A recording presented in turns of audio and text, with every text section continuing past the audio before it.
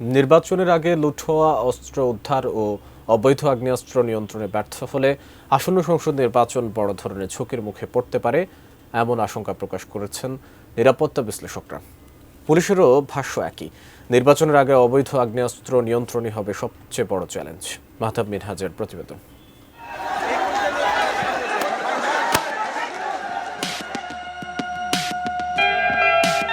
২০২৪ সালের ৫ আগস্ট দেশ জুড়ে উত্তাল পরিস্থিতিতে সুযোগ সন্ধানী একদল মানুষ বিভিন্ন থানায় অগ্নিসংযোগ করে।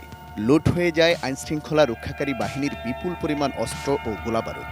এতে একদিকে ভেঙে পড়ে আইনশৃঙ্খলা পরিস্থিতি, অন্যদিকে সাধারণ মানুষের মধ্যে তৈরি হয় নিরাপত্তা শঙ্কা। পুলিশের দেওয়া তথ্য অনুযায়ী ওই সহিংসতার সময় দেশের বিভিন্ন থানা ও জেলখানা থেকে লুট হয় মোট ৫,৭৬৩টি অস্ত্র এবং ৬,৫২,০০৮টি গুলি। এর মধ্যে এখন পর্যন্ত উদ্ধার করা গেছে ৪,৪২৬টি অস্ত্র ও প্রায় ৪ লাখ গুলি। তবে এখনও উদ্ধার করা যায়নি ১,৩৩৭টি অস্ত্র এবং ২.৫ লাখেরও বেশি গুলি। আমি বুঝি নির্মাণের শিল্প, সালাম স্টিল বোঝে ডিউরেবিলিটি। সালাম স্টিল, মোস্ট ডিউরেবল স্টিল। যা দেশের আইনশৃঙ্খলা পরিস্থিতির জন্য বড় ধরনের উদ্বেগের কারণ। লুট হওয়া এসব অস্ত্রের পাশাপাশি সীমান্ত দিয়ে দেশে প্রবেশ করেছে আরও বহু অবৈধ আগ্নেয়াস্ত্র। এসব অস্ত্রের কিছু অংশ উদ্ধার হলেও বড় একটি অংশ ছড়িয়ে পড়েছে দেশের বিভিন্ন স্থানে। ত্রয়োদশ জাতীয় নির্বাচনের আগে সব অস্ত্র উদ্ধার করাকে বড় চ্যালেঞ্জ হিসেবে দেখছে পুলিশ হেডকোয়ার্টার।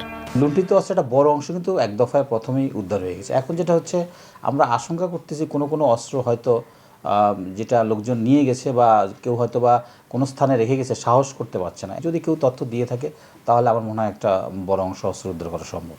এর মধ্যে শরীফ ওসমান হাদি এবং স্বেচ্ছাসেবক দলের নেতা আজিজুর রহমান মোসাব্বির হত্যাকাণ্ডের মতো ঘটনাগুলো নতুন করে উদ্বেগ বাড়িয়েছে। বিশ্লেষকদের মতে নির্বাচনের আগে অবৈধ অস্ত্র উদ্ধার ও নিয়ন্ত্রণে না আনা গেলে অবাধ, সুষ্ঠু ও শান্তিপূর্ণ নির্বাচন আয়োজন কঠিন হয়ে পড়বে। দেশের জন্য অবশ্যই এই অস্ত্রগুলো যেগুলো অবৈধ কাজে ব্যবহার হতে পারে সেগুলো যে কোনো মূল্যে এটা উদ্ধার করতেই হবে। অবৈধ ব্যবহারকে শক্ত হাতে দমন করা না যায় তাহলে শুধু এটা আশঙ্কা না, রীতিমতো আতঙ্কের বিষয়। ২০২৪ সালের ৫ আগস্টের পর থেকে সন্ত্রাসীদের হাতে প্রকাশ্যে অস্ত্র ব্যবহারের ঘটনা বেড়েছে। আইনশৃঙ্খলা পরিস্থিতি স্বাভাবিক রাখতে অস্ত্র উদ্ধারে জোরালো অভিযান অব্যাহত রাখার কথা বলছে প্রশাসন। ঘনিয়ে আসছে জাতীয় নির্বাচন, এরই মাঝে পরিস্থিতি কতটা নিয়ন্ত্রণে আনা যাবে সেদিকেই দেখে দেশবাসী। মাহতাব মিনহাজ, 18 নিউজ, ঢাকা।